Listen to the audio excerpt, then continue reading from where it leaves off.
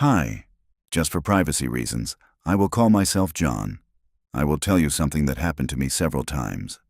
Although most of the time, those things were kind of small to me, there was this one thing that still scares me to this day.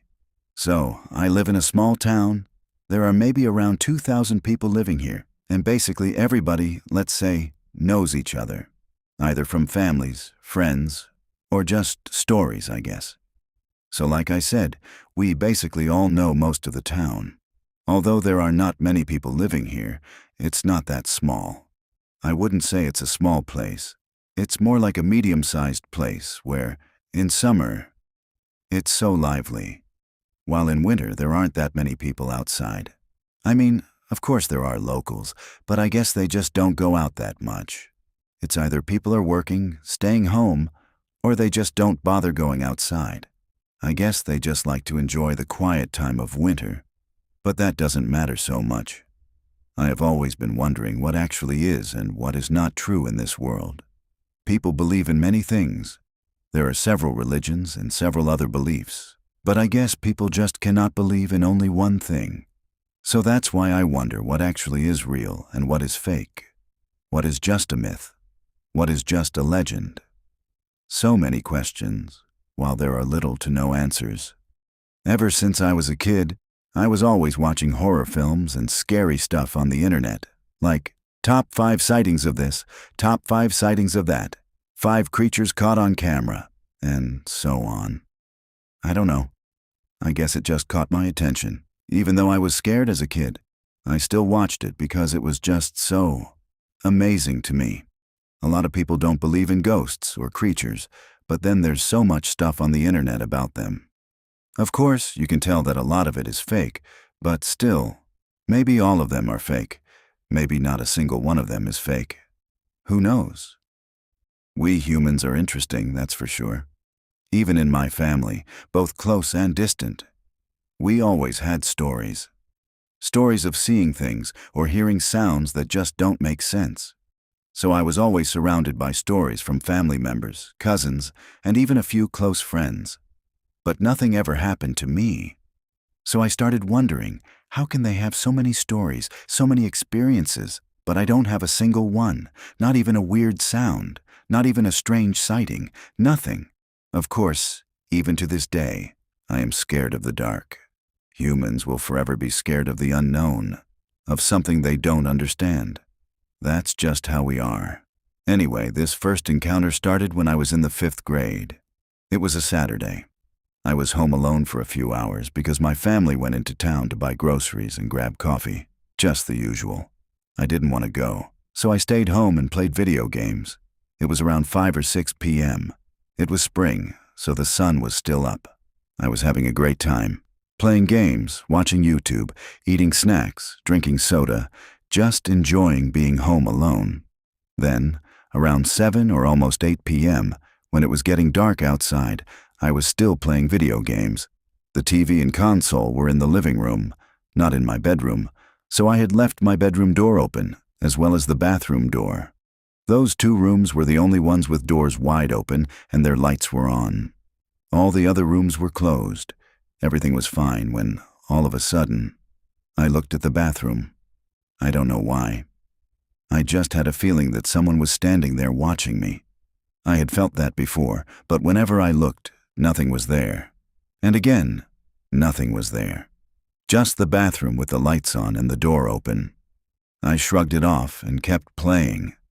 Maybe 5 to 10 minutes later, I got that same feeling again, like someone was watching me. I tried to ignore it, but I couldn't. I had to look.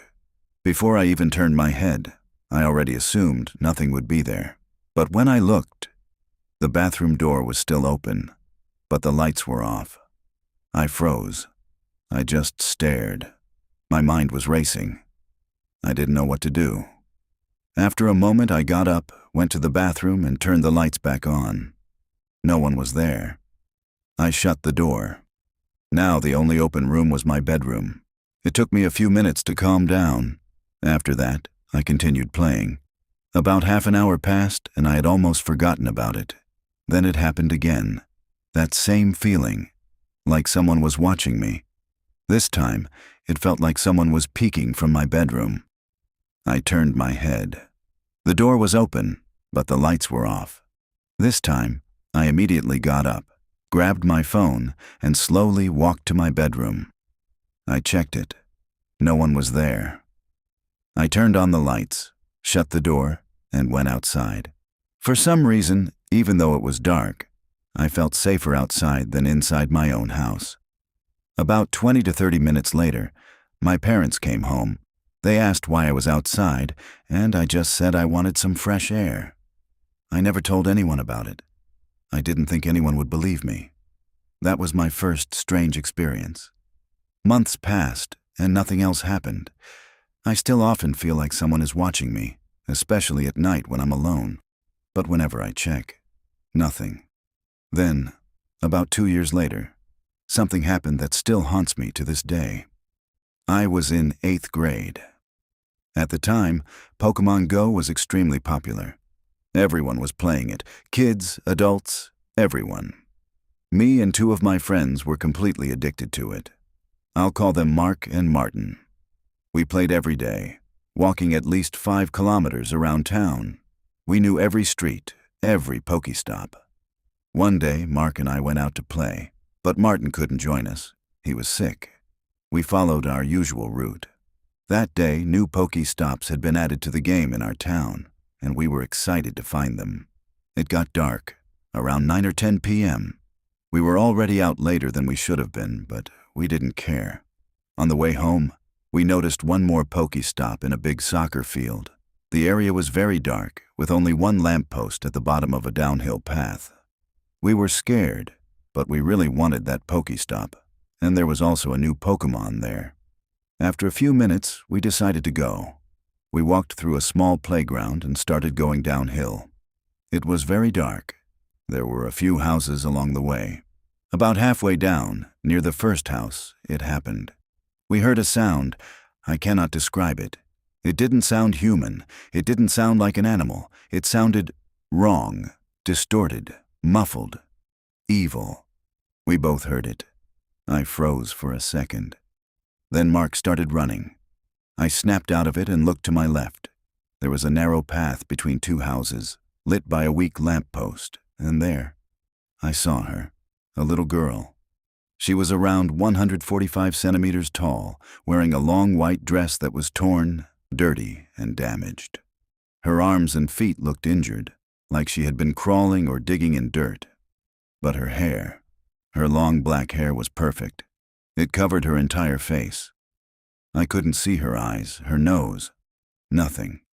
Everything about her was broken, except her hair. I stared at her for what felt like forever, even though it was only a second or 2. Then I ran.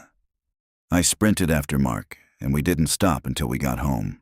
I locked everything, went to my room, and fell asleep. The next day, we talked about it. That's when I realized. Mark didn't see her. He only heard the sound. I never told him what I saw. Months later, I finally told my mom, my grandma, and my cousin. I think they somewhat believed me, but no one else knows. To this day, I don't know what that was. Was it a message, a warning, something else entirely? I have so many questions and no answers. Maybe it was just a sign that one day I would have a story to tell, or maybe it was something not from this world. I don't know, and I don't think I ever will.